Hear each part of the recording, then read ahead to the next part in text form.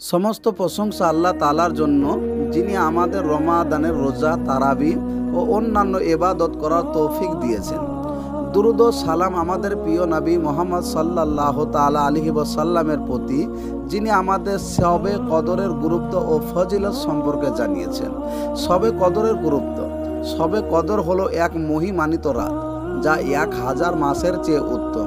আল্লাহ তাআলা বলেন, ইন্না আনজালনাহু ফি লাইলাতিল কদর ওয়া মা আদরাকা মা লাইলাতুল কদর লাইলাতুল কদরি খায়রুম মিন আলফি শাহর তানাজ্জালুল মালাইকাতু ওয়ার রূহু ফিহা বিইذনি রাব্বিহিম মিন কুল্লি আমর সালামুন হিয়া হাত্তা মাতলাইল ফাজর।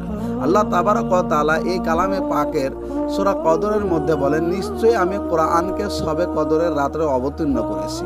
তুমি কি জানো শবে কদর কি? শবে কদর 1000 মাসের চেয়ে উত্তম। এই রাতে ফেরেশতা এবং রূহ সকলে মিলে তাদের প্রতিপালকের নির্দেশ ক্রমে প্রত্যেক কাজ নিয়ে অবতরণ করেন। শান্তি বিরাজ করে ফজরের তুলু আফতাব পর্যন্ত। শবে কদরের ফজিলত সম্পর্কে আপনার আমার প্যারা নবী সাল্লাল্লাহু তাআলা আলাইহি ওয়াসাল্লাম বলেন, মান কামা লাইলাতাল কদরি ঈমানান ওয়া ইহতিসাবান গুফিরা লাহু মা তাকদ্দামা মিন যামবিহি। যে ব্যক্তি শবে কদরের রাতে ঈমান ও ইখলাসের সাথে ইবাদত করবে, তার পূর্ববর্তী সমস্ত গুনাহকে ক্ষমা করে দেওয়া হবে। শবে কদর কোন রাতে?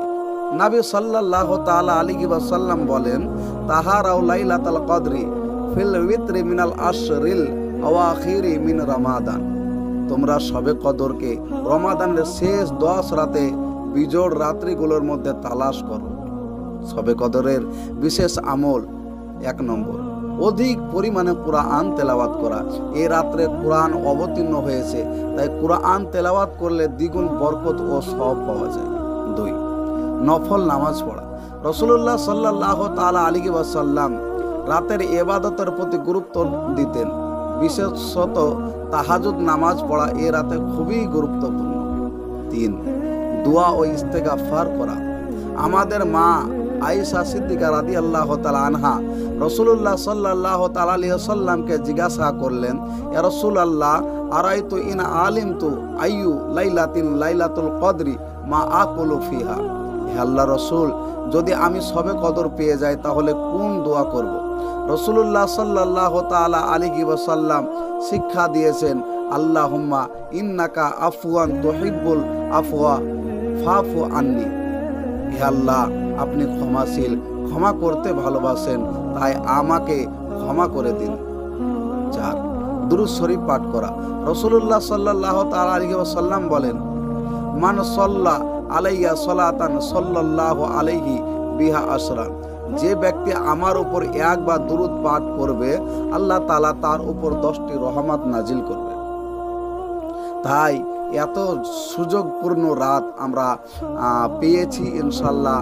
তাই আমরা যেন এ রাতের গুরুত্ব বুঝে যথাযথভাবে ইবাদত করি। আল্লাহ তাআলা আমাদের জন্য এক বিশাল সুযোগ দিয়েছেন। এক রাতের ইবাদতকে 1000 মাসের চেয়ে বেশি উত্তম বানিয়েছেন।